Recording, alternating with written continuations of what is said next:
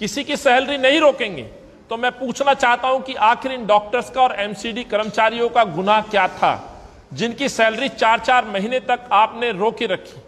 आप क्यों दिल्ली के अभिभावक और दिल्ली के मुख्यमंत्री के तौर पर आपने इस जिम्मेवारी को क्यों नहीं निभाया, यह मैं प्रश्न पूछना चाहता हूं। दूसरा प्रश्न, कोरोना योद्धाओं में आपने कैसे इस तरह का फर्क स्थापित कर दिया कि दिल्ली सरकार का एम्प्लॉय वो केजरीवाल का आदमी है, जो एमसीडी का एम्प्लॉय है, जो दिल्ली में सेवा देता है, दिल्ली की सड़कों पे सेवाएं देता है, वो एमसीडी का एम्प्लॉय है।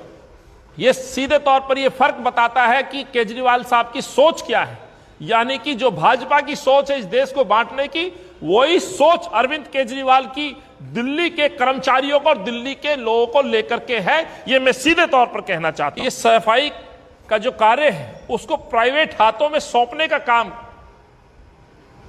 करने का काम जो है भाजपा द्वारा, बीजेपी द्वारा शासित नगर निगम में किया जा रहा है, जो सीधे तौर पर ये लगभग 57,000 से ज्यादा सफाई कर्मचारियों का और आने वाले समय में उनका हक, खासतौर से दलित समाज के उन साथियों का, मेरे भाइयों का हक छीनने का काम ये भाजपा सरकार कर रही है।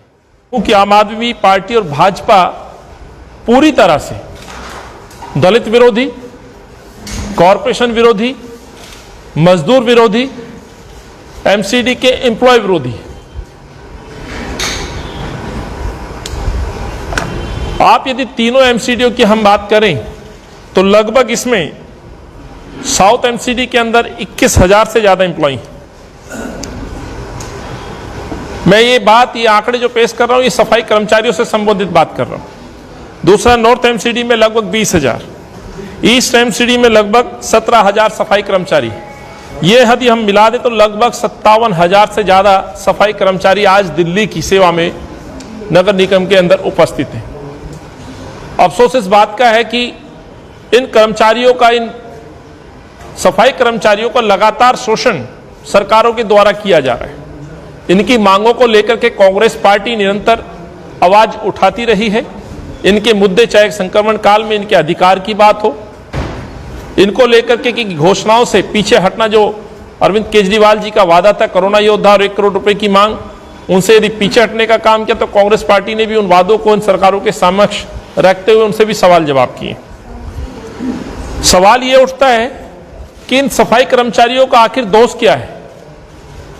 आखिर क्या ये लोग अपने परिवार और अपनी जान दांव पे लगा करके प्रतिदिन दिल्ली की गलियों में घूम घूम के, सड़कों पे घूम घूम के हमारे शहर का कचरा, कूड़ा और गंदगी को उठा करके उन जगह, उस ठिकाने तक लेकर के जाते हैं जहां शायद आम आदमी कोई ना पहुंचना पसंद करता। होम मिनिस्टर से ये आह्वान नहीं करते कि हमारे कर्मचारियों की सैलरी देने का दायित्व भी सरकारों के ऊपर है।